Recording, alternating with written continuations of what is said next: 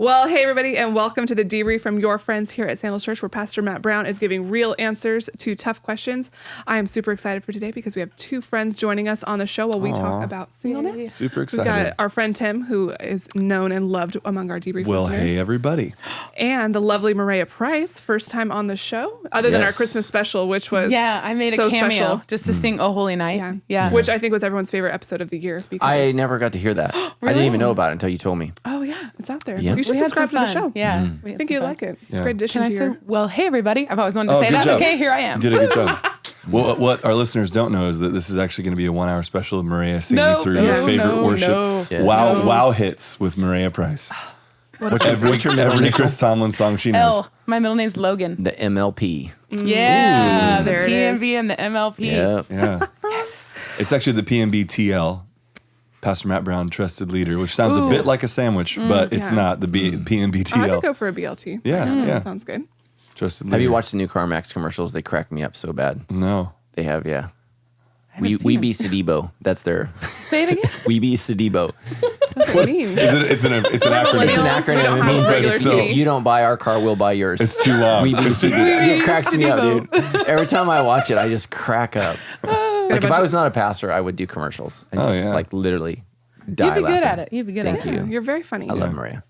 All right, so we have got some great questions in. This weekend's message is all about how to be single and not alone as we walk through our Good Life series. So if you have not had a chance to listen to that message from Pastor Matt, whether you are married or single, I think you just had some incredible things to say on that. thank And you. we've got a lot Amen. of great stuff to walk through on this show. So even if you're married, don't think that this is one to check out on. We've got some great things to walk through as we kind of figure out how to do this all together. So we're going to dive on in first with some questions on singleness. Then we're going to get to the lovely topic of dating, Yes. which I feel like is a debrief favorite. Those episodes always tend to spike in the listens. Do we have any Oh, questions on okay. sex today?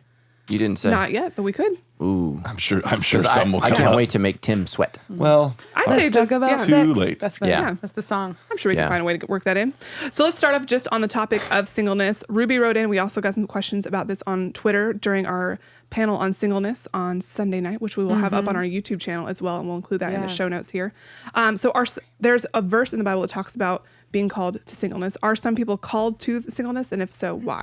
Yeah, so, certainly some people argue that that's what it means. Jesus says specifically in Matthew 19:11 that some people do this for the sake of the kingdom. The Apostle Paul seems to insinuate that singleness is a gift. And so what I think he's saying there is that it's a positive thing. So Paul is not looking at marriage or singleness as a negative thing, nor as marriage as a positive thing. For Paul, serving God is the best thing, and that's what needs to drive you and lead you. Certainly Jesus, in Matthew 19, does indicate that some are called to this or feel like they're called to this.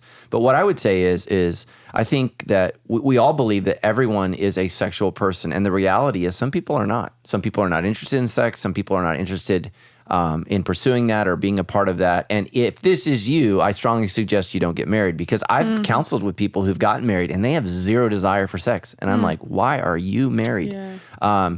We talk about in our society about being gay or straight, but there's not a lot of talk about being asexual or a non-sexual person. And there are these people that that's just not for them. And you don't have to categorize yourself as that, but you just don't have a desire to be sexually intimate. And there's nothing wrong with that. I mean, it's your body, and you can choose to do, what you want to do with it in terms of engaging in sex and marriage or not as a Christian. And so, Jesus says that there are some people, and the full length of that passage is, some people are made eunuchs because they were slaves. And so basically in the ancient world, if you worked with women for the king, they turned you into a eunuch. And if you don't know what that means, they cut off your testicles. So, a man's sexual drive and most of his testosterone is produced by his testicles. So, they cut them off so that way you're safe to hang out with the king's women. Nice. So, there you go. Yeah, well, when you think about the story of Joseph, part of Potiphar's outrage towards him is he hasn't turned him into a eunuch. And so he's entrusted him to be around his wife. And so when his wife says, Joseph tried to be with me, he's enraged because he has the power to go get him snipped. And that's what they did in the ancient world. So Jesus says, really, there are two issues there. Those who have been made eunuchs and those who were born eunuchs. So some people, right, are born, what happens if your gender's in question, or what happens, if there's something wrong with your genitalia. what do you do? Well, you remain a virgin for that, and you don't engage sexually for that if there's some area of confusion. So it's actually interesting that Jesus talks about those people. Our biology, none of us is perfect. We are perfectly loved in the eyes of God, but we are not perfectly made or created in the image of God. We're fallen by sin, and that sin not only affects us psychologically, it not only affects us spiritually, but it affects us biologically. So we are fallen creatures, and it affects us. And so this is why, babies are not always born 100% healthy. They have challenges and difficulties. And so that can affect, in rare cases, our the organs in our body that are considered sexual organs, and that can affect that. So he says some are made eunuchs, some are born eunuchs, and then some choose to be eunuchs. They choose to live a sex-free life for the sake of the kingdom of God. And then he says about that group, this is a good thing, and anyone who could accept this should. And I believe he says that because that's what he's chosen to do. I believe it's what John the Baptist has chosen to do. It's what the Apostle Paul has chosen to do. It's what Jeremiah, the prophet, was called to do. And so we just need to understand that it's a blessing. So I went too long. What was the second part of their question? Oh, I haven't gotten a second part of the question. So people also sent in, so let's say you are not a person who lacks sexual drive. You want that, but Let's just say I'm not that person. Okay. Yeah. For example. So how do we know if you've been maybe called to singleness or have the gift of singleness, or if you are really just waiting on God to provide someone? I know, I was single until I was 30. So for a long time it was, well, am I just called to be single? Is that what's going to be my life? Or am I just waiting for God to provide someone? Yeah, I think it's twofold. I think that we're all in a period of waiting for many prayers that we've asked God for. And remember, every prayer is answered. It's yes, no, or wait. Yes, no, or wait. And so people always say, well, God hasn't answered my prayer. Yes, he did. He said yes. He said no. Or he said wait. And so, you and I were texting back and forth where we were talking about, your singleness versus marriage. And I texted you, I think I said, God's timing is always on time. And, but there were seasons where, you cried. I had to give you some hugs. Yeah, totally. And, I was heartbroken for you and because I really cared about you. And I knew that the desire of your heart was to be married. And that was your hope and prayer. But, you waited, I don't know if you mind me saying this, but you were not engaging in sexual behavior outside of marriage. You were pure, and you did that. I said pure, the word I said not to say in Singleness. It's okay. You abstained from I did sex. abstain, Yeah. You chose to do those things. So I just think that we need to not worry about the future. That's what Jesus says, and this is why you have to apply the Bible to your season of life or to your current situation. So do not worry about tomorrow, for today has enough worry for itself. So you don't need to worry about what's going to happen 10, 20, 30 years from now. I mean, what if I do that as a married person? Well, what's going to happen? What if Tammy dies? Blah, blah, blah, blah. I mean, I'm going to go crazy in that I don't know what the future holds. So I have to trust God with today and say, okay, God, I'm going to be faithful today. So what that means is I'm not going to go on dates and I'm not going to do hookups and I'm not going to do these things. What's that site that you and I always talk about? Tinder. Tinder, which is not all that tender. Right? There, thank you. No, that's good. Don't get on Tinder, don't swipe left, swipe right. Just get out and don't get on that stuff because it's going to put you in a compromising situation. So Paul says, flee from anything that stimulates youthful lusts. So, and just know, as a single person, you have to do the same things that I do as a married person. If I see someone that's attractive, if I see someone that's provocative. I mean, I had a woman come up to me one time at LA Fitness and say, hey, can I get your number? And I said, no, I'm married. And she said, I don't care. She's like, I don't care. And I was like, wow. I just walked away. Bold. And she said rude when I walked away. But you know what? No, Rather be rude to you. Yeah. I'm going to honor my wife. And if Yes. that means I need to be rude to you, then I'm going to be rude to you. So I just walked away. So we all have to exercise sexual restraint. Every single one of us, especially if you're a young man, you need to listen up. Marriage is not going to solve all of your sexual desires. And for some women, some women women need to have know a that too. higher sexual drive than their male spouse does. Now that's not the norm, but it does happen. And I have counseled, which is actually in 1 Corinthians chapter 7, Paul instructs the men to have sex with their wives. What it means is the wives are like, hey, Yeah. and the guys are like, no, I'm praying. And Paul's like, stop praying, go have sex with your wife. I mean, that's literally what he says, which some of you are shocked. That's why you need to read the Bible. It's awesome. Don't deny your spouse. That says that. Your body is not your own, but it belongs to your spouse. And so that's what it means is that's what sex is. Sex in God's eyes is giving yourself to another person wholeheartedly in safety, in love, and you're literally with no shame engaging in sex with that person. And it's blessed by God. And so that's what it means. But the problem is marriage is not going to take all of those desires away, especially guys, if you're in your late teens, early 20s, and for me, really to my mid 30s, I really felt like, and that's why my book, you mentioned the name Sex Drive, is called Sex Drive, because I really felt like sex was driving my life for the first 35 years of my life. It was in the driver's seat. I mean, every single day I was like, God, help me, help me, help me. Now, over time, that's changed, and I really feel like God is in the driver's seat now. But it took just a great deal of prayer, a great deal of work to be able to make that happen. And I was married, and my wife, she's a wonderful woman. She's been very, very loving and open in terms of sex, and I feel like she's a great wife. I feel like I don't want to embarrass her in any way. She's not in here, but I don't have any complaints. Let me say that. She's been a very, very good wife in that way. Yeah. But still, even with that, I had struggles, and I was not prepared for that. I didn't have that, and that's not to take anything away from her. It's just because I did not live a sexually disciplined life as a young man, and this is what every single person needs to listen to me. What you're doing right now is training for your future. So if you're constantly engaging in pornography, now when you get married, guess what you're going to do? When you feel lonely, when you feel needy, when you can't sleep at night, you're going to go to that. And so you have to start dealing with that now. And, I'm very, very grateful that I started to deal with my appetite for pornography while I was dating Tammy. I began to deal with that issue and tried to get ahead of that, but it still was a struggle, an immense struggle. And I didn't have community where I didn't feel like I could share with my friends in church at the time, hey, I'm looking at porn and I'm engaging in these things. And that was when there wasn't even computers. I didn't have a computer, I had a magazine, right? And I mean, and getting porn back then was weird, and you had to go into a gross store, or, it was just disgusting. So I didn't have the access that people have nowadays. And so just know that you are training yourself every single day to be monogamous, to be faithful, or to be polygamous, or to be non-faithful. And so that's why it's so important that, that you remain faithful in that. And I think it's okay to have conversations.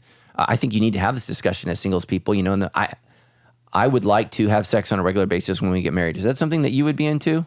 Oh, yes. Yes, there we go. Amen. So, okay. For example, let's Maria, the conversation would amen. go. Maria is a great candidate for hi, everyone. for long walks on a the healthy, beach. vibrant Vibrant sex life within the context of marriage. I plan to be a good wife. Yes, because some people though don't ever have that conversation, and they wonder why their sex life stinks when they get married. Yeah. You need to have these conversations. So stop having sex and start talking about it. Yeah. What does this look like for you? What does this mean for you?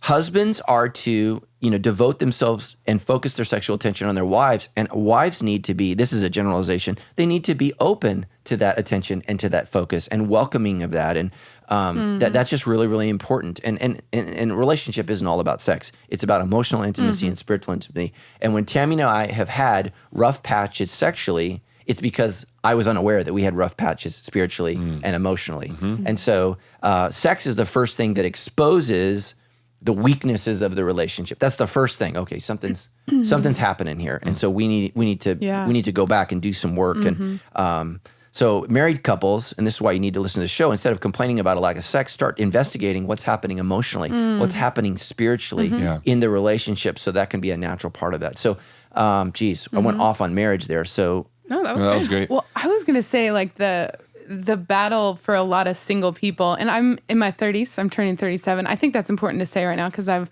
lived a few years in the struggle you of got it. some experience. Yeah.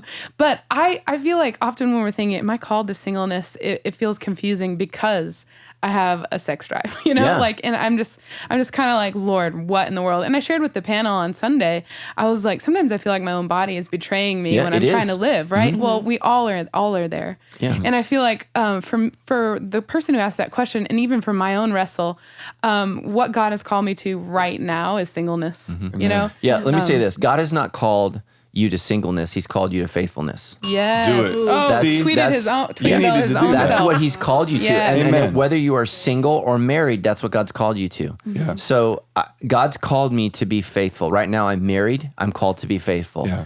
If Tammy, God forbid, something happened to her, I'm called to be faithful, and I'm called to live that out. My identity is not wrapped up in Tammy. It's wrapped up in God. Amen. And so I must continue to walk in that path. And I pray for the grace of God, and I don't know, Tammy's family genetically does not live as long as my family does. So statistically speaking, at some point, I think about, she's probably, most women die or men die before their wives. But in my family, man, most of them make it to 90.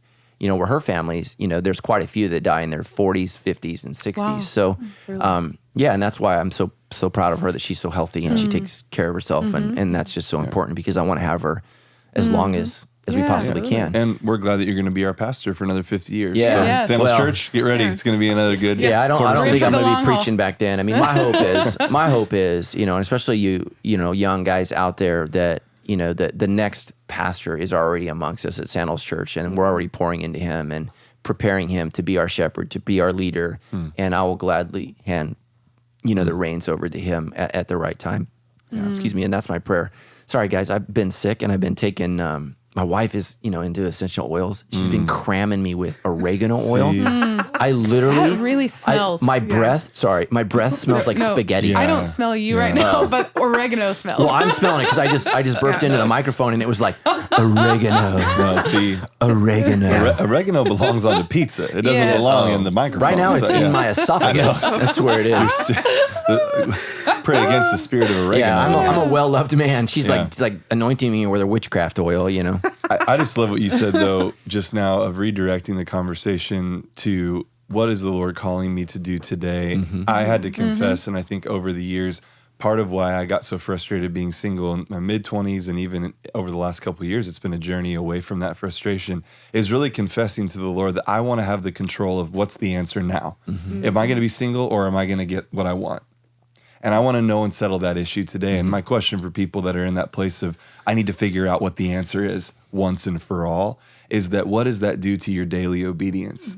If the Lord said you're single for the rest of your life, discussion over, how does that change your obedience today? The hope would be is that you obey today the same way you would be if he said, yep, it's single for the rest of your life, or wait 5 more years and I have someone for you. The hope and the promise of what Jesus is going to do through and in us, man, it's a process of obedience every single day. I think that we would miss out on so much of the beauty of following the Lord if he just answered some of these things once and for all. Oh, yeah. And if we began to operate in this, well, he's just told me and that's what it is. I love the idea that I don't know. And that's something I've had to grow into, is loving the idea that God knows. He sees around the corners that I don't see around. And he's there already and preparing me for that. So I love what you're saying, because so many of us singles, we don't prepare for what God is calling, for what he could be leading us into. And because we haven't prepared for it, we aren't ready to step into it when it comes that happens. Yeah. So I think the question of singleness is a self-focused question. The question of faithfulness is a God-focused question. And so what we need to do is we need to ask God-centered and God-focused questions. Yeah. So Luke 9:23 says, if any man or woman would come after me, let him first deny himself or herself, pick up their cross and follow me. So, and I think that we need to make sure that we make room in our church for people who feel so called to do God's work that they don't have time for marriage and they don't have time for kids. I think about, our family ministries leader here at the Hunter Park campus, Janie Waybright. And, Janie's been married now, I don't know, I think at least 10 years, somewhere around that, but she's chosen not to have kids. And what she's told me is, her kids are Sandals kids. That's who God has called her to fully devote herself to, and that all Sandals are her babies. Now think about that. And she loves our kids, and my kids love Miss Janie. We still call her Miss Janie. She's married now, but everyone still calls her Miss Janie. But that's just so important, and we need to honor that in her life, that she's chosen to love our kids and to solely devote her life to our children. And that's within the context of marriage, and we need to celebrate that and honor that. And the same thing is true of singles, for people that have devoted themselves and say, I just want to serve God, and I don't want anything to derail that. And Paul says in 1 Corinthians 7 that marriage can negatively affect your service for the kingdom. So we got to be really, really careful that we don't get wrapped up in a relationship that unwraps us from our calling. And Better preach that. yeah, There's so a lot thank you. of tweetable moments here. So really, really work through that you just really, really allow dating and marriage to become JV and let God remain varsity. Amen. That's good. Put God Amen. first. And so, Matthew 6:33 is seek ye first the kingdom of God, and all these things will be added unto you. And remember this, single people, Jesus says everyone who gives up a spouse or children or home or their life for my sake will be rewarded 100-fold. Yeah. So you got to remember that people who sacrifice greatly will be rewarded greatly. And here's one of the things that a lot of Christians don't understand. Heaven is not equal and neither is hell. Both are personal. Both are very, very personal. For some people, good people, that just for whatever reason rejected God, their experience is not going to be the same as this individual who killed all those kids in Florida this week. That individual, assuming that he is cognizant of what was going on, Right. if he's in his right mind, his hell will be very, very personal if he does not repent and give his life to Christ. And even then, I think it's very, very difficult and a very, very rare miracle for a true murderer to repent and to come right. And so we got to be very, very careful. We throw out the gospel like it's this easy thing. When Jesus says it's harder for a camel to go through the eye of a needle than for a rich person to inherit the kingdom of God, it's not easy to come to true repentance. Yeah. If it was, a lot of people would be Christians. Most are not. And so I think sometimes in order to increase the scope of grace, we make it cheap and we make it easy. So, and I think that makes us look dumb as Christians, So murder, especially killing of 17 innocent children, is an extraordinary sin that would require an extraordinary act of repentance. Yeah. So I'm not saying that Jesus can't save you from that. I'm just saying that would be a very, very rare moment for that to genuinely happen. Yeah. So it seems like to focus on the question, is God calling me to be single for the rest of my life, or is he bringing me marriage? Instead of that question, be faithful today. Yeah. Focus on obedience today and trust that the Lord will take care of that. Well, Paul says, and again, every single person, read every letter that he wrote. There's 13 of them in the New Testament. Paul says, I've learned to be content in all things. And that's the good life. Contentment in all things is the good life. Paul says, I've had a lot, I've had a little.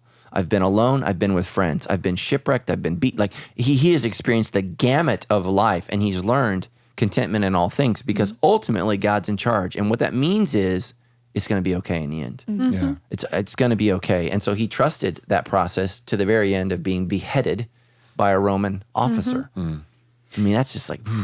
Don't you think too, like God is not punishing the single because they're not good enough or not spiritual enough. He's giving this to you in this moment, and to be content with what he's given you. I feel like also contentment can exist with a desire for marriage. I think a lot of single people beat themselves up because you're like, oh, I need to be content and not have any feelings or desires or hope for the future or anything. That's just not true. I think what you can do is live like, you know what, God, whatever you have for me today, I'm okay with, and I'm going to rest in that. But Lord, would you provide a husband for me? Yeah. Like, pray for it, Absolutely. hope for it. I think that's okay to live I in those agree. two things. I agree. I mean, you go before the Lord and ask and say, God, this is what I really want, and this is the desire of my heart. But ultimately, if that's causing you to not live a happy life, then it becomes sin. If it's derailing you from the good life today, because I think you have a great life. I think you have a vibrant life. I think both of you guys really good life. have a really, really good life. And so I don't want your singleness to steal your joy. Yeah. So I want to make sure that that you can have that. Because again, there's a lot of married people that aren't happy. And so, and they thought marriage was going to do a lot of things that they can't do. And here's the other thing that I would say is really, really focus on who you want to be so you can marry what you want. And so a lot of times the person that you want is not going to be attracted to who you currently are. And that's because you need to do some work. And, if I were in the dating world today, the first thing that I would find most attractive is a girl who doesn't need me. That's strong, independent, self-assured, and directed. She has purpose and she has life. She doesn't she's not needy. And I don't see that mean that you can't have needs in the context of marriage, but just that inner strength of that woman. And I think that I just know what a spouse is. And it's really, really fun to take care of somebody for like an hour. And then you need them then you need them to step up and pull their own weight, own their crap. You know what I'm saying? And so, and I'm just very, very blessed that my wife is a very, very strong woman. And what's so funny is early on in our marriage, I would say that's the thing that drove me the most crazy about her was that she was so strong. But it's what I appreciate the most now that's is, awesome. She's not going to be walked on. She's not going to be. I'm a strong, opinionated person. Yeah, she can handle it. Lioness, arise. I'm watching all of these memories flash across your eyes when you say that. Oh my gosh. Well, the Proverbs 31 woman is no joke. No, she's no she joke. Works She's hard. calling the shots. Yeah, totally. Yeah. She's no joke. Sometimes I'm like, okay, ooh, girl. I don't know if I can. I think I'd be a little intimidated if I met you. So She has a business. Yeah, she does. She's selling the purple linens. And here's what I would boo-boo. say is, don't be mad at God because you're single. Be mad at our culture. Our culture is what has created this vastness of singleness. And so that's what's so funny. Everybody wants sexual freedom, but what it's really stolen is what we all really want, which is love and companionship. Yep. And so everybody go your own way and do your own thing, and we're all miserable and alone, hooking up with everybody. And now nobody, or very, very few people have what they really, really want, is to be known, to be loved, and to have sexual intimacy within the context of the security of the relationship or life. That's what we were made to experience, but we have a hookup culture. We have a sexually promiscuous culture. And so what that does is it destroys love. It tears it down. And so don't be mad at God, because God gave us his word and said, don't live this way. Don't create this culture. And, it's so funny. Our culture says that everything's about love, but the truth is it's all about sex. And because of that, it's killed love for so many people. And it's just tragic. It's absolutely tragic. And so if you're single and you want to be married and that's breaking your heart, you're a casualty of culture, not of God. So, and that's just the reality. Young men today are not groomed and raised to want to be husbands, to want to take charge, and want to be leaders of their family. Yeah. They're raised to play video games and live in their mom's basement until they're 45. That's what we produce. That's what our culture produces, and it's a problem. It's a real, real problem. And so as a church, we need to raise men to be leaders and to be strong. I think our culture does a great job in raising women to be strong and to be clear. I think we do a great job as a culture producing strong, amazing women. We do a lousy job at producing men. So, yeah. All right, so we're going to shift a little bit here. We had an anonymous question come in from a single mom who says, Pastor Matt, you said that the advantage that singles have is freedom with our time. I feel like this does not apply to me since I have to work full time and cannot do what I want with my toddlers. I'm in a small group and serve, and I'm involved in church as much as I can. However, I still feel very lonely. Does God call single parents to stay single like the Apostle Paul? And how can the message about singleness apply to us? Yeah, wow. So there's three questions there. First is, you feel like what I said doesn't apply to you. You're right. It does not apply to you. Not everything I say applies to everyone. So you've always got to take what I say and put it in terms of your condition. If you are single like Maria is single, does not have two toddlers.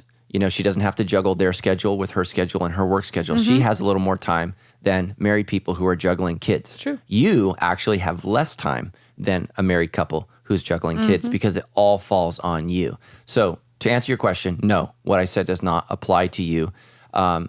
Your attention literally has to go to the raising of those children, and that's really, really important. I'm grateful that you're in a group and you're already serving, and I would say that's enough. Stop. Don't do any more. Let some single people in our church step up and do what they need to do. Okay, what was the second part? Does God call single parents to stay single like the Apostle Paul?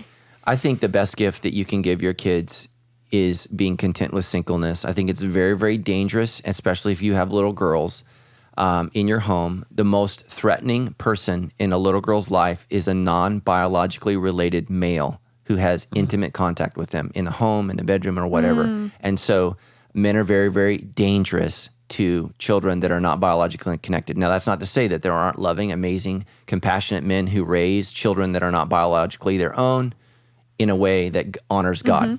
They're just hard to find. So be very, very careful. And you have to be the chief protector of your children, and just know dangerous men will prey on situations like you and take advantage of you because they see your need and your desire. And, again, that's why I would say don't date online, date in community, date people that we know that are in community groups, that are in confessions, that are talking about what's really going on, because we want to really know the person before we give them access to your kids. And so the best thing you can give your kids is a stable environment, and that means that men don't come in and out of their life. That's very, very dangerous. So focus on them, love them, and trust God for that. I spoke with a woman at our panel. Her husband left her with a couple of kids when they were little, and she's remained single the entire time. And her kids were her focus, and I said, rightfully so. I think that's a good thing. Your kids need to come first in that situation. That's good. If God brings a miracle man or a miracle woman, that's great. But even if Tammy passed away, and my kids are almost grown, so my kids are 21, 20, and 15. let's say I started dating. If my adult kids don't like this gal, she's gone. Yep. Gone. Like They have the no most opinion. most important thing to me is still my kids. Right. They're my kids, and I want to put them first. And now if they're inappropriate or they're overly clingy or they're being unfair, that's fine. But the bottom line is, I would never want to interject something in my family that tore it apart. We've already been torn apart through death, or in your case, divorce or whatever else has happened. Why bring any more trauma in the situation? And being a stepdad and a stepmom is difficult. It's very, very difficult, and it's very, very hard. And so make sure that, if you're dating somebody with kids, just know you're in for it. It is harder than if the kids are biologically yours. So just know you're really stepping into something that's very, very difficult. Sometimes it works out, but it's always difficult. So, okay, last part of our question. And just, that was pretty much it. How does the message on being single but not alone apply to us? Okay. Yeah. So I say you covered it. Yeah. Thank you. Great. So in your message this weekend, you mentioned that the population of Samuel's church is 54% single. Right. So the majority of our church actually is single. So David wrote in, said, if singles are such a large and important group in society and churches, why don't most churches, including Sandals, provide a minister specifically for singles like they do for married couples? Right. So all of our ministers are for you. That's what I would say, first of all. And so I think that when we identify, this is just my thoughts, and this is not inspired by God. These are just my thoughts. I think that when you identify singles in a singles ministry, you make a group that already feels weird feel more weird. Yep. And oftentimes, I think when you do that, singles ministries become dysfunctional, bizarre. Weird meat Nobody market wants to go to dating. them or participate. It just becomes So a true. really, really weird thing. Yeah. My vision for the singles in our church is that they would be full-fledged members and a part of our church. So why do we have marriage ministries? Because you're trying to juggle two egos in the context of an intimate relationship, and you need a referee. Singles don't need a referee because it's just you. You can fight with yourself. Amen. When you're married, you need a referee and you need a third party to help you figure your crap out. That's so good. So that's why is marriage is hard. Yeah. It's actually harder than singleness. Like I joked, what are you going to do, single people? Whatever you want to do, that's what you're going to do. Good, bad, or ugly, you're going to do what you're going to do. In married life, man, it is challenging. I mean, my wife and I, like we've had arguments over, I want to one day move to Hawaii. I mean, who fights over that? We did. Yeah. I mean, it's just crazy the things that you can get into. So marriage needs specific attention and focus because literally most marriages don't make it today. Yeah. And so we need to have people that come along that mentor and help people. And so this is what I would say. Singles, we're going to have a specific ministry as you enter into a lifelong monogamous relationship that you have very little chance of succeeding at. We're going to help you out. We're going to minister give you to you whatever. in that season because the truth is you have no idea what you're getting into. Yeah. No idea. It's difficult. I mean, how long have you been married? 10 months. 10 months, right? It's had some challenges. Oh, it's been challenging. It's been great. I love my husband very much, but we are two sinners Yes. who also now have to be roommates, and it's all the things. Blessings. There's unique hardships in singleness too, especially prolonged singleness. That's different because a lot of people get married early on in the church and haven't lived that, and so there's a unique perspective there that I want to say to singles. Just because there's not an identified married single minister doesn't mean there's 54% of us. Yeah. You can talk to us. We can be in community. We can be serving on a team. Let's identify and be real about our struggle. Let's point each other to Christ. You're not alone. There's so much for us here. We're here together. You're not alone. And just like you've said before, I mean, you're isolating a group who already feels isolated. So taking and saying, now there's this other thing, go do that. And instead of driving us toward participating in what's already built into community, whether it be in groups. We had around 50 people, I think, on Sunday night. 3 new groups started. That's and amazing. 50 people signed up for groups. And that's exactly, I think, the response of singleness. When you think about who's reaching out to us, it's the church. It's what's already been created, and it's you and leading us and saying, this is how you get ready for the future that God has for you and live the vibrant life right now. So being a part of what's already, what group do I join? Any community group. Yeah. That's the group you join. Our group is an awesome blend of, we have, I think, three married couples and then 5 singles. And it's just a really awesome opportunity to at all stages of life, dialogue together and grow. That's what I need. I don't need to be with a bunch of other single people who are all maybe at even times upset with where they are in life or maybe disconnected in a different way. And I need to be with people that are pushing me and giving me a glimpse of the future that I hope for. Both community groups I have been a part of, I've been the only single adult. And I actually haven't hated it. Yeah. I loved it. And I have to like share from my perspective so they understand how they can encourage me because it's unique. But they're my friends. They're my community. They love me through what I'm going through, and they've done a good job with that. Married people can do a good job with that too. Sometimes you have to help them understand what's hurtful and what's not. But I'm in a group with only married women, and they're like my besties. They all showed up to the panel to support me. They sat in the front row. They cheered for me. I loved it. Yeah. And even just single, I would say to even single friends listening, you have a unique opportunity by your faithfulness to the Lord and pursuing Him to even challenge married people. We're talking in our group last night, and I'm just like thankful to the Lord that I can be in a season of devoting my attention to Jesus in a way that would lead a married couple to go, I want to follow the Lord like that. I want to be in the Word. And they start to see, and you're a gift, Maria, to your groups, right? Well, yeah, and I remember specifically when Stephanie was single, she was in relationship with some pretty crabby wives. Yes. And you Stephanie chose the best words. Yeah, for Stephanie that. challenged the crap out of these women. Here they are griping and complaining about what she's longing for and praying for. Wow. Like God has given you, and no, He's not perfect, but no, guys. And so singles have an opportunity to really just kind of challenge married people. Like, look, shut up, and Stephanie just said, God help me if I'm ever that woman that is not grateful for the blessing that God has given me. And I said, I will remind you. I will take that task on, and I will challenge you. Created the Google Doc. Because the reality is it's really easy in married life to become critical and overly focused of the weaknesses of your partner. And so, most single people, I think, if they had the choice, would be married if it was healthy and right and whatever. Not all, but most. And so we need you in our lives to say, hey, look, I would love to have that problem. Can you shut up now? It's like, remember, it's like rich people complaining about all their money. Right. There's so much. I was juggling my 6 bank accounts today. And it's like, okay, rich guy, shut up. Yeah, those are some of the most heartbreaking times I had, where just sitting, listening to women complaining and thinking like, but that's like, I want that. Like, and you chose that. Like, you wanted this too. And so I think it's been really helpful to like encourage gratitude in the married people in my life. And now, like, for me too, to remember those times, remember that, and like still be in a relationship with single friends and realize like, oh, I am really grateful. Like, I am so grateful. Like, I think I have a unique amount of gratitude for my husband and the opportunity to be married. Yeah. And what I love too, Pastor Matt, what you said, I remember at the end of our wedding is probably the thing I'll remember most, is that you said like, you're choosing this. No one is making you do this. And I think that's been a really helpful thing to remember, and like even remind like married friends who get cranky, or even like single people who are like, no, I really, really want this. Like, you're choosing this. Like, so when you talked about like, we need a marriage ministry because we're trying to force, people to like stick out with their commitment. Like, that's a unique thing that you've chosen to do, that no one forced you to. I would say in America, most of the time, no one's forced you to get married to who you're married to. And so walking through that singleness and remembering we all chose this. Like, this is what we chose to do. So when I'm frustrated in my marriage or whatever, like, this is what I chose. And so I've chosen this harder path this version of a hard path. I would say both are hard. Yeah. Both have unique challenges. Yeah. Absolutely. Yeah. So, and I would love to, Maria, you and I have talked about this a lot, that sometimes you can get some really well-meaning but really hurtful advice from married folks.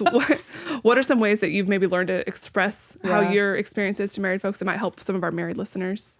Oh man, that's such a good question. I've come a long way in this, and I always want grace to be my first go-to, because I know people are well-intentioned. Sometimes, like, some people are well-intentioned. Yeah, some people are just rude and clueless. Yeah. But yeah, I mean, every time, like almost every time I share something about being single, I'm met with, or even just people see me and they're like, "Oh, you're single," so they give me advice, unsolicited advice. Oh, and I feel like that's one of the things that's the most frustrating. I mean, I get advice about singleness every single day, and I'm not exaggerating. So first of all, I need to respond graciously. But second of all, I think remember that the single people in your life, when they share with you or do, open themselves up of what they're struggling with, even Pastor Dan Crowley has taught us how to listen and attend. You don't meet with advice right away. You don't fix it. You don't answer it. Just be with them. just hear them. I just had a conversation that was really frustrating with a dear friend. They're like, well, what are you doing about it? What are you doing about your singleness? I hear that all the time. Are you putting yourself out there? I'm like, look, I live a social life. I have a lot of friends. I am working. I'm in the church. I go out on the weekends. You are not an ostrich. You know what I mean? Like I'm putting myself out there. You know what an ostrich does, right? Put their head in the sand. Hiding. That's not you. There are people who are like that, sure, but like just because I'm single doesn't mean I'm doing something wrong. So if married people could fix their perspective on that to think, hey, Maria, what is your experience like? Just ask me, how are you doing with that? Instead of, are you on eHarmony? Have you tried it? Yes, I've tried it. I hated it. I met this guy, dated. I remember a bunch of people telling me, we're really surprised at how like balanced you are as you're dating this guy. And I'm like, okay, like, because I've been waiting so long, I think people think I'm like, crazy. But no, you can be cool. You can be chill. Yeah, you can be chill. But I think unsolicited advice is some of the most hurtful things. And then just honestly and graciously communicating. Sometimes this is hard when you say that. I've even had to say that to my parents. Like people for 15 years, since I was in college and after, oh, you got time. Well, then they stopped saying that to me. Because that's not true anymore. Like, what do we meet people with? We meet people with the truth. Like, you know what? I'm so sorry. You want a boyfriend. Every one of your friends is getting married. You're amazing. You're beautiful. God has a plan for you. Yeah. Let's work through our life right now together instead of you got time or, oh, there's a good guy coming your way. Or, just all these little, like, what do you call them? Like prescriptions for that. Just give the truth. And that's always like sustaining, do you have anything for that? No, I think that's great. I was even going to say on the other side of that, married people can continue to tell us the truth. Sometimes when people say, well, why are you so worried about marriage? I'm like, because I've been listening to you talk about it. And the way that it sounds is not making me feel very excited. Scary. So in one way, I want you to be honest and I want to learn from what you experience. So if we're going to have a dialogue about, well, help me get prepared then. Because I want to be ready to say yes. And I've told you, like, I haven't done a good job in my life of preparing up to this point. Right. But I want to prepare now because I want to be obedient and faithful to the Lord. So married couples can, when we dialogue, tell me how it's really going. Tell me what you wish you would have looked for and done differently, because I'm not miserable in that I'm single, but I could be miserable if I make the wrong choice in marriage. And so continue to share with us truth. Tell us how it actually is. My parents had an amazing marriage from what I could see. As far as I know, that's has integrity and is genuine. And so that was part of what led to me idolizing marriage, is I saw what they had and I thought if I only had that, everything would be okay. And so again, hearing you, Pastor Matt, talk, hearing Dan Zimbardi, hearing Dan Crowley and others share about the hardship, even in the 10 months stuff that you've been honest, that's helpful. It's helpful to hear the truth because the truth, as you've said, is what sets us free. The truth is what helps us to be ready. The truth is ultimately what we want to build that relationship on in the future. So it's not just, well, what's wrong? Well, let's help you get here. Meet this. No, tell me the truth. I want to see why it's hard. And then that will let me make a better decision when we move forward. I would say sharing the truth about the good and the bad.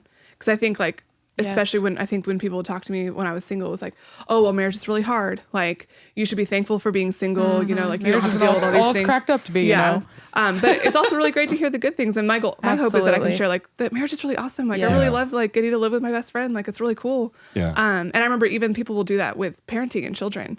Like, the number of people that are like, oh, having kids is a literal worst thing. So when Tyler and I started talking about having kids, I'm like, no, like, have you heard what people say about having kids? Have you heard how our life is going to be a living hell for the next 5 to 18 years? Look at the bags under their eyes. There are also good things about having kids. Like, people keep doing it. They're probably not the worst things in the world. But yeah, like sharing the good and the bad. Because otherwise then you could walk into marriage thinking like, okay, like when's the other shoe going to drop? When's this going to get terrible? And not walking in with just like, it's either going to be super awesome and solving my problems, or it's probably going to be terrible because everyone I know has told me that marriage is really hard and I probably made a huge mistake doing this. Like, share the good and the bad, I would say. Here's why I think you need community. So I think that the wisdom that Maria just dropped on us is unsolicited advice. Don't give it. Don't give it. However, if you are single, I think you need to solicit advice from people that you love and trust. Absolutely. So you need to get community, and you need to say, we had a single gal in our church that was single till she's about 40, and I had been in a small group with her, I think 2 or 3 times. And I just remember she was in her mid-30s, and it was one week after small group. She just said, what is wrong with me that no one will tell me? She said, what am I doing that no one will tell me? And I just said, I love you. I appreciate you. Here's how I receive you. That's good. And part of her challenge was in the way that she came across, it was cutting and unloving. And I think it was some defense mechanisms that she had built up over time. Mm-hmm. But what it was really doing was repelling what she really wanted, which was a husband. And I said, here as a man is how I receive you. And I would really encourage you. And so she went to a counselor. She cried. She left her house crying. Yeah. I love you. You know, you're beautiful. You're a daughter of God. You're my friend. But she came to me and she said, what, versus I remember one time at church out in the lobby, a woman came up to me. She says, what's men's problem? And you spoke to this, like being gracious towards men and not slaughtering them all with one phrase. They're our brothers and in Christ. I just said, maybe it's your approach. The way she was so offensive and so just, so just say, we all need softening. All of us. Mm-hmm. All of us are not a finished work of God. And so this gal went to counseling and she worked through the issues that I challenged her with. And it was really just one major thing. She got married that year. Wow. She got married. I did the wedding. That's amazing. So, and it wasn't Stephanie. It was not me. It was not you. So there are some things like for guys, single guys, a lot of things I see is you're immature, your finances are not together, and you don't have a career. Mm-hmm. Like that is not what a woman is looking for. That's great. You play Galaga. That's great. But it's a video game for me. Okay, Sorry. I don't So, know first-person shooter game. Sorry. Yeah, I just dated myself. You're good. But that's not what a woman is looking for. You need to be settled and safe and secure and have your ducks in a row. I mean, if you're a disaster, like financially, job-wise, men, you have to learn that every time you get ticked off at work, you can't quit. That's not a good trait. Totally. You've got to show that you're stable and secure. And those things, it's very frightening to a woman to give herself sexually to you and then she can have kids with you and you're like, I'm out. Like that's not they need a safe, secure leader, somebody that's going to be around. And I think that's really, really important. And a lot of guys, quit pumping weights and start being consistent with life. Mm-hmm. Yeah. That's so good. I feel like there's so much good in that, like to unpack, but I also want my single sisters and brothers to know that you are not, people always say this to me or behind people's backs about like, oh, she's single because she needs to do this or this and that. That's called gossip. Yeah, I need people to tell me the truth because I'm broken, I'm a sinner, and I need community so I can grow and honor God with what I am. What if people rebuke me a lot? Praise God. Really? Yes. So wow. I thought it was just me. Oh no, I don't think I've been rebuked by you yet. You probably in the future will, The episode's not over. But totally. But what happens in that is oftentimes we think, oh well, I need to get better so that God will reward me with a husband. And what if He doesn't? What if He doesn't? I'm still being sanctified. A lot of people say, oh, marriage is for your sanctification. So true. So is your singleness. Amen. Mm-hmm. You're not missing out on sanctification. Yeah, we're gonna all three of us are gonna hit the bell. I have lived in community. I've had to deal with roommates multiple times, learning how I am received, learning how they receive me. She had one really great roommate, though. Steph and I used to room together. We're still great friends. And anyway, but there's so much to work on there. And I think the danger is a lot of single people feel like, oh, it's probably because I'm not spiritual enough. Because everyone tells you, you need to be content. And that's the day that He'll come along. And it's like this weird, like bait and like, oh, you just need to do this, and then you'll trick God into giving you a husband. Right. Like, you've unlocked the level of contentment that spiritual rewards will come. It's just seriously super how it's weird. Communicated sometimes. It's so odd. Married people are clearly broken you don't too. have to be perfect to be married. Look at married people. Right? If you want an example, look at me. Yeah. No, Maria, that's such a good point. And even the thought that, part of asking people to reflect on really what's going on with you and being open to that feedback. Man, it's such a better conversation when you invite that. I just think about like, what if this week, everybody listening to the debrief, everybody who comes to weekend services, asks one person, what do I need to hear that no one's telling me? I mean, I just imagine what could happen in the life of our church as people just begin to actually Marriages, singleness. Yeah, I mean, Tim, totally. Tim, you hang out with me a lot, and so is Stephanie. I don't give a lot of advice. I answer questions. I don't give advice. It's true. So if you're that little advice giver out there, just shut up. Well, and what you because it's literally a waste of time. Because unless you're being asked for it, they're probably not listening to you. But what you do, I think that's great, and I see you do so often, Pastor Matt, is you observe and then say what you see. Yeah. And that, again, is just helping all of us to understand whether you're single or married. I can now identify and begin to move forward toward healing as long as I'm able to call it out and see what it is. And so just being able to ask that question, whether we are single or married, and being single, we do have a lot of opportunity to hear that feedback. And again, become sanctified in the responses that people would share. So that's great. Okay, guys, it's a moment I think many folks listening to this episode are waiting for. We are shifting round? to the conversation on dating. So we have a bunch of questions we're going to try to work through real quick. This first one comes in from Courtney. And I hear you, Courtney. It just says, dating in your 30s is difficult, especially if you don't have a large community of eligible bachelors, and I desire a man to lead me based on his faith. Should I be dating someone who's the same maturity level in their faith as I am, or is that something God will take care of in time? Yeah, I strongly encourage you to find someone who's at least as mature as you. And so here's the challenge as a Christian woman. The Bible challenges married women to submit and follow to their wives. So this is what I tell women all the time. Don't date a guy you couldn't follow. Just don't do it, because a lot of women who are very, very strong in their leadership gifts and their strengths, they date a man that cannot compete. And it creates real problems in the marriage when the woman is so much stronger and so much more gifted. So that's just my encouragement to you is, we're all equal in God's eyes, but we're not all equally gifted. So find somebody that's giftedness is suitable to you. And if you're a super strong woman, that's going to be really challenging. So what I would do is, because like my wife's a super strong woman. So what she's had to do is, what are some areas that I can submit and follow Matt in? Because she doesn't, like, she's the expert in so many things in our marriage. Like, I feel like we submit and follow her instinct on when we need to have conversations and when we need to challenge and a lot of things that I think typically moms and women just are better at. And I just defer. I'm like, man, that's your gift. God's put me in charge, but I don't make every decision. I'm like, man, I'm going to trust you on that. You're a mom. You're my wife. She has different senses and gifts. And so I constantly am deferring to her. So as a strong woman, can I follow this guy in anything? And if it's no, get out. I mean, don't do it. So try to find a guy, and don't marry potential, marry the person. Oh, so that's so good. Why'd you have I'm pretty sure the devil had potential. Right? Wait a minute. Oh, Yes. okay. Wait a minute. You better preach. So don't marry potential, marry the person. So good. The other thing I would say is every person's a package. My wife hates when I say that because she thinks I mean it sexually. That's not what I mean. I mean every person is not. And we weren't thinking that of it is a before. package. I didn't say every person has. See, because that would be Every person is. That's a different show. That's So what that different means debrief. It's a different debrief. I'm a package deal. Like if you love my preaching on Sundays and the weekends, that's not all that I am. There's like some other problems out there. So I'm a package deal. Tammy gets all of me. And so that's what I kept telling Stephanie when she was, look, you get all of who Tyler is. Tyler is a package deal. It comes with the good, the bad, and the ugly. And in marriage, you're committing to love all of that. So make sure you understand the package and somebody's honest about it.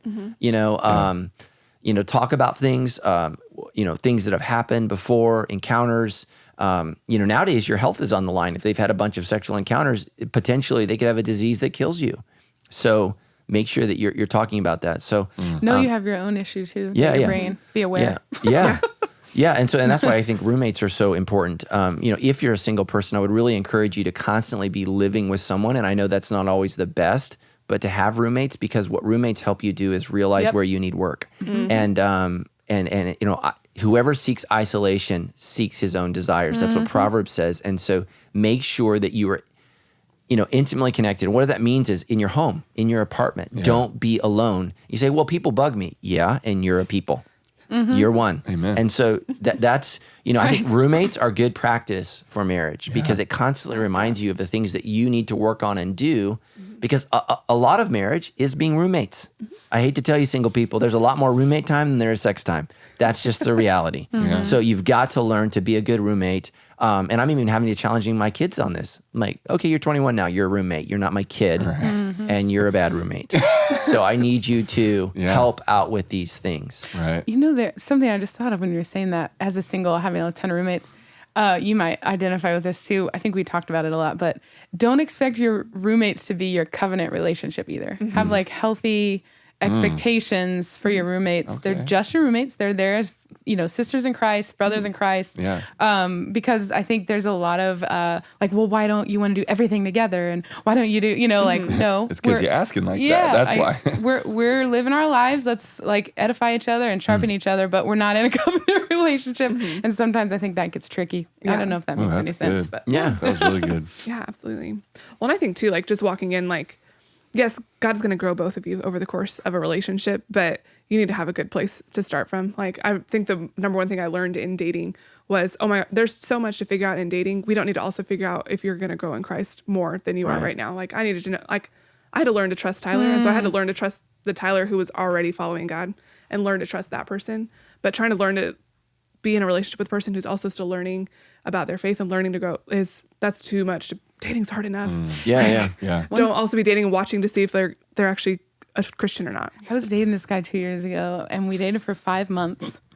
And the one prayer, I felt like the Lord was leading me to pray this and to realize I just wanted to see him be convicted. I wanted to see him walk through something like that, and I never did. And I don't think there was anything, you know, wrong with him necessarily, but I was like, Lord, I just don't see like someone who is living a confessional life. Like there's nothing there. And I feel like that's something to look for.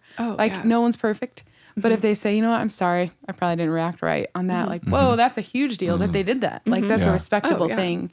Yeah, a person who can't admit they're wrong doesn't know how to live right. So. Ooh. Yeah. Boom. So we both went for I it. deferred. No, I think Maria, you know, your wisdom just comes out there is that, you know, we can never live the good life unless we can accept and admit the bad things we've done in our life. Yeah. And so you just have to be able to do that. And again, I say it all the time, Christians should be the best apologizers in the world. We live under conviction constantly.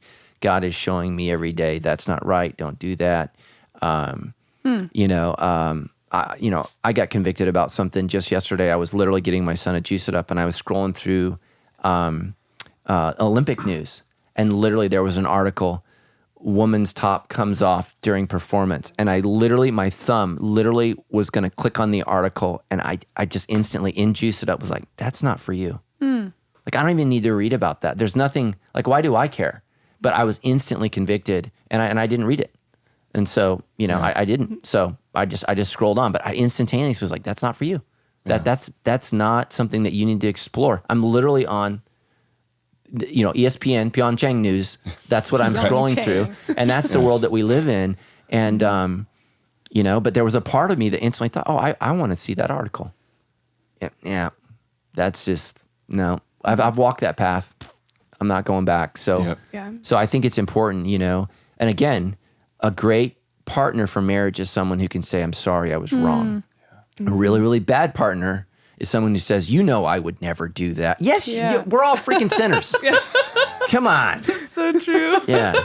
When someone says, you know, I would never do that, you know they're lying. Yeah. Come on. You gotta trust me. Yeah, dude. Yeah. I want to get back a little bit to that whole concept of, you know, especially more for, I think, for women looking for you know, someone, a spiritual leader. I think that's the term that gets thrown around all the time for girls looking for someone to date is, you know, find someone who's a spiritual leader. But what does spiritual leadership look like in a dating relationship? Like, what levels should we be looking for? Yeah. I think I think a strong guy who knows who he is in Christ. That's all it means. They need to be sure of themselves. And they need to have a level of confidence, but not arrogance. And so that's what I think it means. So you want confidence in a guy, but you don't want him to be arrogant. And I think that's a very, very subtle thing. You know, I'm confident. I'm a confident guy, but I don't want to be arrogant. And so I think that's what we need to all strive for. And that's what spiritual leadership is. Jesus knew who he was, but he wasn't running around, you know, dominating everybody, and he could have. Yeah. And so you want to look for confidence, but not arrogance. And so I think that's the number one thing. And I think it's okay for a guy to be growing and a guy to be learning about God, but look at his appetite. What is he hungry for? Is he hungry for the word? Is he hungry for something else? Look at his passions. And so, look for a guy who spends time alone in God's word. I think that's huge, because that's where wisdom comes from. You can't microwave wisdom. Wisdom comes by spending time in God's word over time. Yep. That's literally, the book of Proverbs is the book of wisdom. Like, if they haven't ever read that, there's a sign. Like, read that book. Yeah. Study that book. It's a way to learn. It's a way to grow. And so anytime I can grow in that way. So that's what I would look for. Again, I think lower the level of attractiveness needs to not be nearly as important. And so I would say this about Tammy and I. What drew me to her at first was attraction. I'm still attracted to my wife, but what's grown is appreciation. I appreciate all of her gifts and strengths and talents and who she is. And I'm so thankful for the person that she is. And so just really, really look for a really good person. Not a perfect person, but a really, really good person who wants to do what's right, man. I think that's really, really important. And just so you know, that's leadership. Deciding to do what's right is self-leadership. Yeah. And that's what we're called to do. So, All right. Good stuff. Nice little practical question here. Came in anonymously, so I don't know if it's a guy or a girl. But they want to know, should men still be the ones to pursue in a romantic relationship? I know way too many guys who say they, quote, just aren't that type of guy and are waiting for a girl to make the first move. Gentlemen? Yeah, I think it's really, really hard to be a man in today's world. I think women throw very, very confusing signs. On the one hand, everything masculine in our culture is just trampled upon. Anything that's male is, just really, really, I think, torn down. But I think a lot of women really want a strong man to initiate. Amen. And be strong. And so I think I think that dating is confusing enough. Culturally, we've just thrown a curveball at men, like do this, but don't do this. But I mean, nowadays, guys can be assumed that they're especially at work, like you don't want to be fall under sexual harassment or something. So I think guys are so scared to death. Here's the tragedy. Good guys are scared to death. Bad guys are going to do what they're going to do. Right. Those guys. They're not rattled. They're not rattled. Yeah. They're not rattled. They're unfazed. dirt bags. So, but good guys are scared to death because you don't want to. And here's what I would encourage you to do is just start hanging out and being friends. Yes. And I think it's okay, if Murray and I were both single, to hang out, have fun, and for me to say, Murray, I really like you. Could you ever see us dating? Was that something that you could see? Because I would be open to pursuing that. And if she's like, well, I kind of like it, give people a safe out. Yes. Right. That way it's not So awkward good. and weird. Yes, Hey, be normal. Thank you. Yes. Just be normal. Don't be like, Maria, I feel like God has spoken to me and the Lord hath said, Weird. thou doth needeth to be thy wife. Yes. 'Cause that's just I weird. needeth to leave. Yes, I need to pursue another church. But just, and again, try to hang out in groups, and always include people, and especially single people. Hang out with singles that are affirmative of you getting some attention and dating, because singles can sometimes block and tackle and knock people out of your way.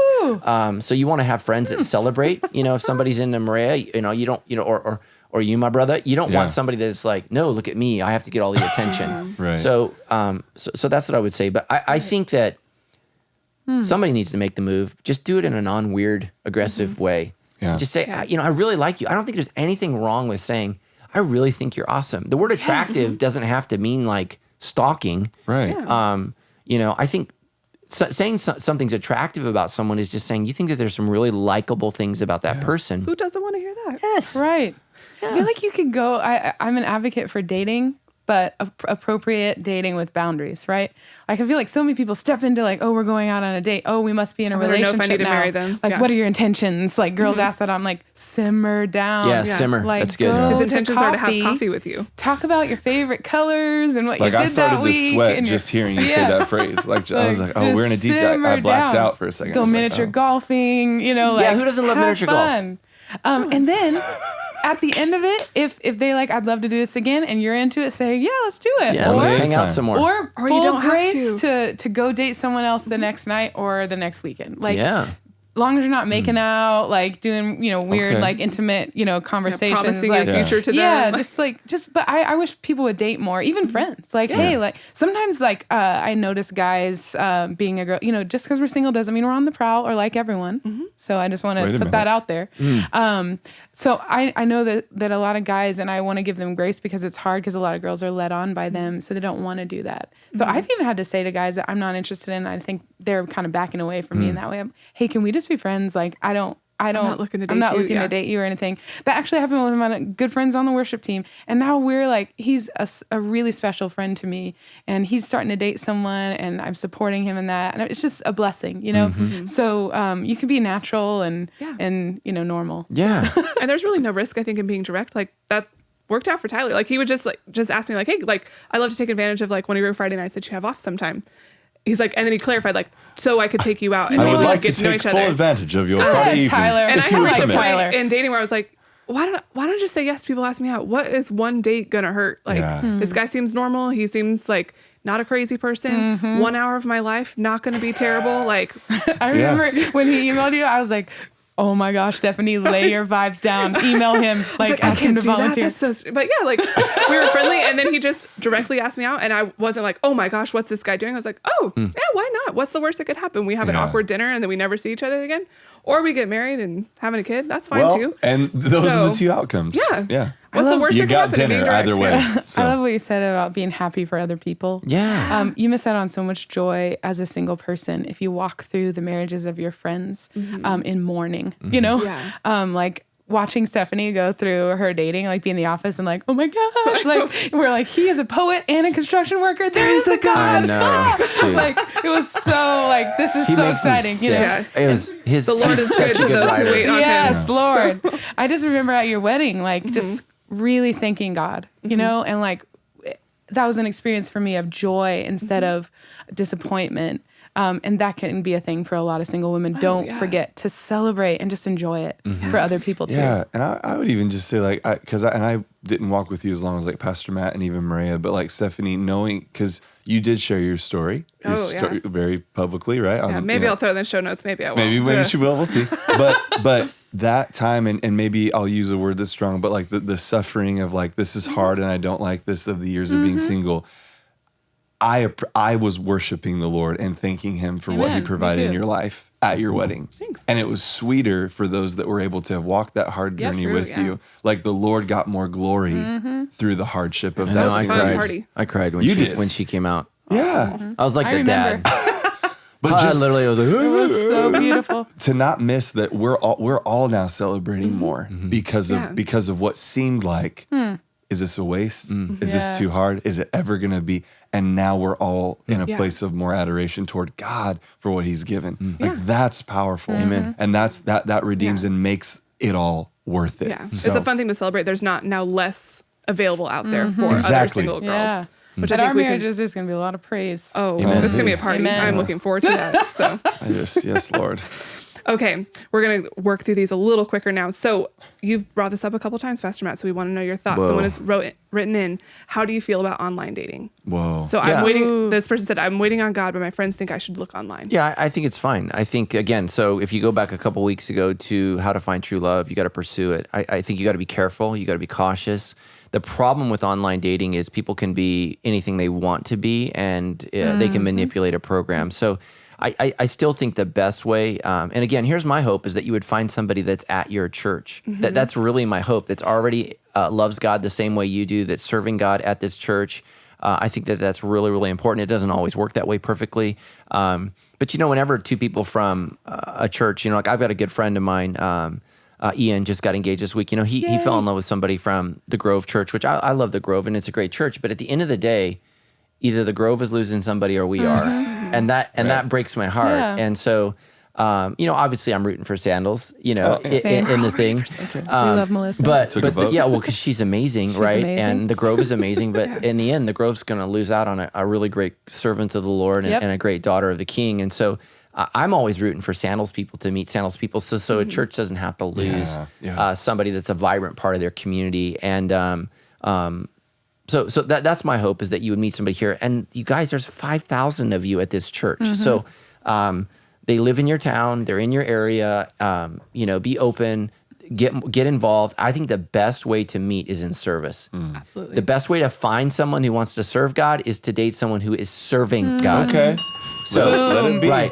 Come on, Jesus. Come on, Lord. So the problem with, people's social media platform, and I have had to unfollow so many people recently because it drives me crazy because they're one thing online and their personal life is just a wreck. And oh my gosh, it's just like, you are not serving God. You serve bad choices. That's what you serve. Yeah. So just know that anybody can be fooled. But, at church, we know people, we ask tough questions, like I know pretty intimate crap about Tim Holly. Like, I don't know as much about you, but I know more than I want to know about Tim and Holly. Sorry about that. So Your business is in the light. your business is in the light. Yeah. But that's the kind of person that you can know. Is I feel like if somebody was interested in Tim, I could legitimately say, here's the good, here's the bad, here's the ugly, here's what you're going to have to work through. I love Tim. I'm for Tim, but here are the challenges that come with Tim. And he and I talk repeatedly about those things because I adore him, love him, and see a real future for him in ministry. What we've been willing to work through that. But people who are not in community, and I don't just mean they go to a group, but they're in an actual group. I just think that that's so important. And so a church can give you what eHarmony can't, and that is real life experiences with people. Do they show up on time? Do they serve on time? Do they blow off service? That's one of the things I would be looking at. If I'm dating, it's great, they work in flip-flops. Yeah, but they call in sick 4 out of every 6 times. That's a that's an integrity issue. Right. And just so you guys know, when you serve at church and you flake, that's an integrity issue. It's not your job, but it is your God. So make sure that, every now and then someone's got to miss. I get that, but it can't be a pattern. Yeah. So look at their income. Do they tithe? Do they give to the Lord? Man, a great place to check someone's life is look at their checkbook and their calendar. Those 2 places, where do they serve and how do they give? Because anyone can smooth anybody over with words. Yeah. But the reality is, if you look at my calendar and you look at my checkbook, you're going to see that I am devoted to the Lord. And that's not all of the categories, but those are 2 substantial ones. And those are 2 good ones to really, really be able to evaluate. So I'm open to online dating. I think it's fine. My hope is that you would meet somebody on eHarmony that goes to Sandals Church. That's my prayer. That's what I'm pulling for. So, I don't think that the church should be a dating site. That's another reason why I don't want to do singles ministry, because I think it can turn into a meat market and become very, very uncomfortable. And then the church is, we're playing referee for single people who are mad at each other. And, so anyways, that's just my thoughts. I agree with all that. All right, so this next question comes in from Grace, who says, my boyfriend and I recently broke up, and it's been especially hard because it was my first relationship. We've been dating for almost 2 years, so naturally I started to imagine a life together, and on top of that, we work together. I listened to the episode 53 of The Debrief about Pastor Matt, youre, and Tammy's dating relationship, and it sounds extremely similar to my own. I focus too much on doing things to make him like me, and I think he is still maturing and figuring out what he wants. Since the breakup, I've been watching your past sermons, listening to The Debrief, and reading my Bible. So is it wrong to also pray that God would mend our relationship? I don't know that it's wrong to pray that. I don't know that it's wise to pray that. It sounds to me like, you've been in a relationship for 2 years. You need to detox a little bit and you need to grow. What do you learn? I mean, you said that you were not yourself. That's not a good sign. That means that you're not ready to date and you're not ready for a relationship. You need to be in a situation where you're comfortable with who you are so that the person you're dating can make an honest evaluation until you get to the place where you can embrace yourself, the good, the bad, the ugly, and be like, this is who I am. Because here's the thing is, you're going to be miserable and you're going to rob your future marriage of joy if you're fake in the dating process. That is the worst thing you can do, is be something that you're not. Be as true to yourself as you can possibly be. That gives the marriage the best level of success. She said, what did she say about him? She also thinks that he is still maturing and figuring out what he Yeah, wants. of course he is. You guys are probably very young. We're all maturing. I'm maturing, and I'm halfway to death. too. So, we're all maturing. So, what I would just say is really, really refocus. Like, you're reading your Bible. That's great. You're listening to a lot of messages. It sounds like you got a lot of free time. Start serving at church. Get involved. And really, really fill your life with purpose. That was my last challenge to singles. Yeah. Don't fill your life, because what you're doing right now is you're still filling your life with him, even though he's not with you. And those thoughts are going to wreck you. And if it works out, hold relationships with an open hand. If it works out, it works out. Tammy and I broke up. We didn't speak. So you have to, young people today can't imagine a world where you can break up and not see each other. In 1994, that was the world. I mean, I moved 5 hours away from Tammy. I might as well have moved to, the jungle of Africa. No cell I mean, there was no phones. communication, no Facebook or anything like that. And we literally did not speak for months. And I needed that process to figure some things out in my life, because we were really at the point where we needed to get married or break up. And I had to figure out, what is it that I want? And I decided I wanted her. And I came back and I called her like 10 times. She hung up every time. And I finally drove to her work. Nowadays I'd probably be a stalker. Yeah. Well, it was cute then though. Yeah, it was cute. Yeah.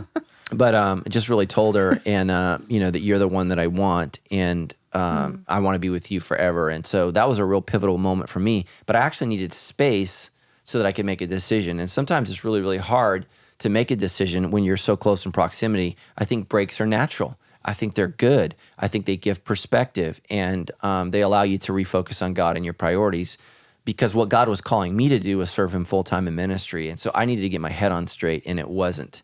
And so we needed to break up. And the truth is, that's another story, but I really feel like we should have got married immediately because we made the decision. And once you're engaged, sexual tensions are just, I think there's someone at the table who did not listen to me about advice on brief engagements. We had 4 months. That was brief. I told you 4 days. It felt way too long at the time, but we should have just got married at our engagement party. Just cut out that whole. Oh, dude! Like if you think you're turned on when you're dating, get engaged. You're gonna be like, oh my gosh, I must meet. Lord. There's a viral video. Super quick aside. There's a viral video of a woman who her dream was to get engaged and get married on the same day. Have you guys seen that? I've heard about it. That's what she wanted. Like She's like, Pinterest when you ask me, like, I want to just the You're same ready. day, and they did it. They pulled the whole thing off. It's crazy. Like flew in family, like all this kind of stuff. So Yeah, that's a little crazy. it's maybe taking the literal to the But the next weekend, that's fine. yeah. So. Okay. Yeah. Like my grandparents met at a dance and got married 3 weeks later. A dance. A barn dance. Oh, it was. Yeah, 3 weeks later. Well, And they that's were how you do married it. for 60 years. That set so of grandparents. great. Yeah. And they still loved each other. I mean, my grandmother never remarried. So he died, I think, 12 years before her. She never remarried. Yeah. She still loved her Lawrence. Oh. Yeah.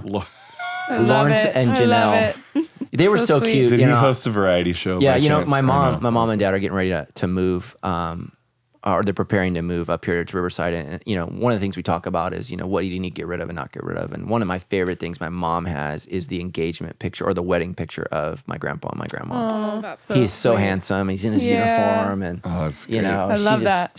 My grandma, boy, she's a looker. Oh, okay. Blessings. My mom's pretty good looking Those too. old school blessings. Yeah, older men always tell me that about my mom. You remember that Peggy? She's Cute. I like that. she is. She's working the bangs right now? Yeah, my dad says, man, I did good, man. I did good. And my mom has That's aged good. well. Like That's good. she's still a hottie. Oh, that's so great. Yeah. That old Peggy. Peggy, yeah. Peggy, she found. Yeah, Go ahead, she's beautiful. Peggy. Yes. Okay, what was the question? We went. I think we we're covered off it. the Like, rails. is it wrong to pray that God mends a relationship? No, You're saying I- be open-handed with your relationship. Yeah, I think that's I think great. I think you just don't overly focus on your relationship because again, that's self-focused. Focus on what God wants. And I'm assuming there's a reason you guys broke up. If you guys have had sex, that really complicates the issue. It makes things more difficult. And again, that's why you need to push off sex until marriage because it really. I mean, you think you can't think straight when you're attracted, start having sex, and you can't think at all. So. Just really, really watch that and guard against that. So I don't think it's wrong. I just think, again, she needs to fill her life with God's purpose. And right now, it's not this dude. So Yeah. And I mean, 2 years is time to start building a life together. So you're going to need time to unwind that. Yeah, and it too. takes time, man. It takes time to unravel a relationship. true. I got my heart smashed. I mean a good one. Like, in high school.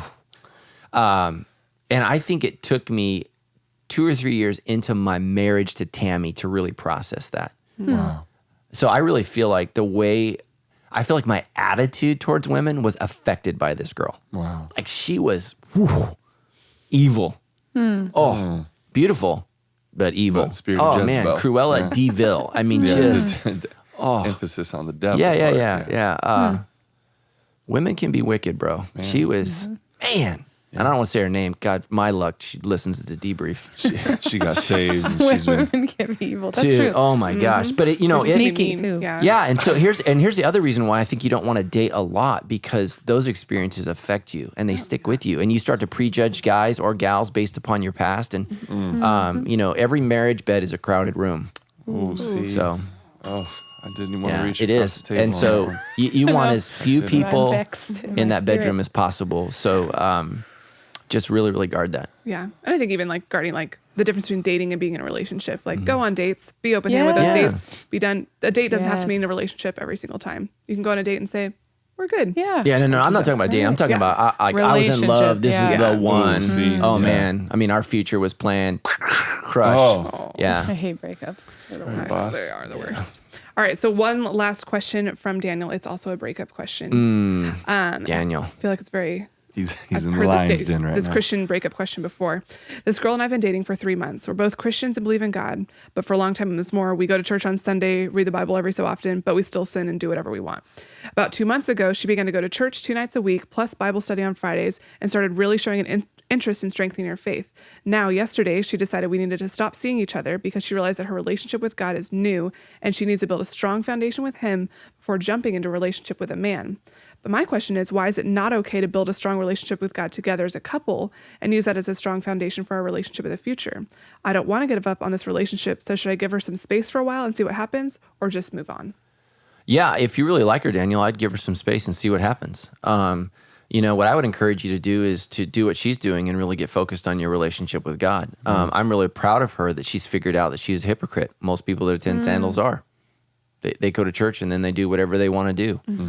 We need to choose to be Christian every day. We just do. And I have to choose to be a Christian every day. And what that means is it guides my thoughts, my actions, and my feelings. And so she's doing that, and I'm super proud of her. I hope she's not using Jesus as a crutch, because Christians like to do that. The Lord told me, Maria, it's not going to card. happen. Sorry. Yep. Yeah, which is awful. Yeah. Don't put How on do you God. kind of tell the difference in between those times when it's like, oh, I need to break up because I need to focus on my relationship with God, and when are you just using that as kind of an out or like an Yeah, I mean, excuse? I don't know. I think only the person knows, and that's an issue of integrity. And I can't speak to the matters of the heart. Only God can. So, I don't know. I think usually it's people, I mean, sometimes it's God, but usually it's people. And so I think though, anytime in relationship you find yourself drifting from God, that's the sign to get out of the relationship. That is the immediate sign that you are not ready for God. And again, pursue God, not marriage. Your purpose in life is to pursue God. So if you're in a relationship and you see an immediate drop off in your relationship, I even think this is true of friends. I think it's hard to make a friendship that's not godly than to enjoy a friendship that starts out in the right place. I just think it's easier. Yeah. My friends that we just literally started with Jesus, those friendships are way easier to talk about Jesus, live for Jesus, and do the things of Jesus than my friends who we just really liked each other, and then over time we've gotten serious about God. It's harder for us to put God into that relationship because it started off wrong. I'm not saying it's not possible, it's just more difficult. Yep. And so, that's what I would say is if you find yourself drifting from God in dating relationship, get out. Because God's number one, and He's called you to serve Him, not the relationship. So, so that's my advice. Boom. Good stuff. All right. Well, thank you guys so much for joining us on the show today. Thanks for having Yeah, us. Maria? I need to take a nap. I feel like we just Maria, run through you were a blessing today. know. You were a So blessing. are you. So are you. What so. about me? You were a Sorry, blessing all the and time, trusted leader. Don't were. forget the old married guy. Seriously, and I would say, even just for those of you that didn't get to see the panel on singleness, I think it's going to be available it is later available. this week. Yes. So YouTube. please take a listen We'll to have that. it on the show notes as soon as it is available. Pastor Matt, you shared so many really wonderful things, and I'm just grateful for the way that you and our church are bringing up really hard issues during this series on the good life, because they are helping our lives be better. And that's what we hope for everybody who's listening now and those who will hear this later on, that your life will be better because you obey the Lord. And He's even really leading us into that discussion well. So thank you for that. Absolutely. God is good. So if you want to get the notes from this show, we'll have some of those resources that we've talked about. You can go to that at debrief.show/99. Guys, this is episode 99. It's Whoa. really One more. exciting. Make sure you come to our episode 100. Yeah, we are We wanna recording see you episode there. 100 next Monday. 99 We will- episodes. Yes. Class There's of a- 99 right here. Oh, I love that. Wow. You can also follow us at Debrief Show on Instagram, Facebook, and Twitter. That's where we'll have information about how to get tickets to said show. We'll throw some quotes from this episode out there that you can share with your friends, single and married alike. And you can also, if you would like, support Sandals Church and the Debrief by texting Give Debrief to 951-900-4120. We love being able to do what we're doing here on the show, and you can help us do even more. We love when you text that number with all of your money. Give us money. Thank you for that. But yeah, thank you guys so much for joining us. We'll see you next week. Boom.